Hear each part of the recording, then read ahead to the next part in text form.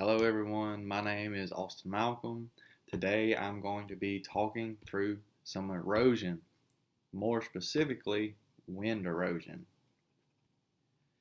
Now, wind erosion is a phenomenon occurring mostly in flat areas with dry, sandy soils, or anywhere the soil is dry, loose, and finely granulated. Now, wind erosion does damage land and natural vegetation by removing the soil from one place and moving it to another location.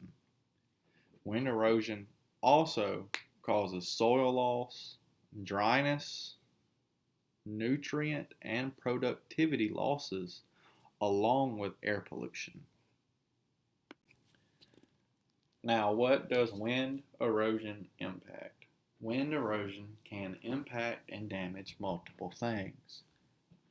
Starting off with human health, as the airborne dust can cause asthma and other health problems. It can also impact agricultural production by stripping away the fertile top layers of the soil and organic matter, which will decrease productivity. It can also affect the environment when the dust deposits sediment in the rivers, creeks. It can threaten plants and animals while also causing a blue-green algae bloom. Along with it can affect properties by sandblasting the outsides, along with economic activity of wherever wind erosion occurs. Now, what are some causes of wind erosion? Wind erosion can be caused by any activity that reduces ground cover below 50%, such as land clearing, overgrazing, any cropping systems. Removing this cover can highly affect your wind erosion. As you see in the picture, they have cleared some land. Without those trees to stop the wind speed will speed up and more than likely increase your wind erosion. Here we have another cause of wind erosion. A drought. A drought can cause greater wind erosion because it has a less amount of moisture. With the less amount of moisture, it can also mean lower vegetation growth. It is that vegetation that will hold the soil in place. But also, with having less moisture in the soil, it makes it easier for the soil particles to be blown away if they are dry. Now, what are some effects of wind erosion? There are multiple effects of wind erosion, but the main ones are abrasion. An abrasion is when the wind picks up sediments and it causes contact to any surface, which can create a great amount of damage. Like sandstorms.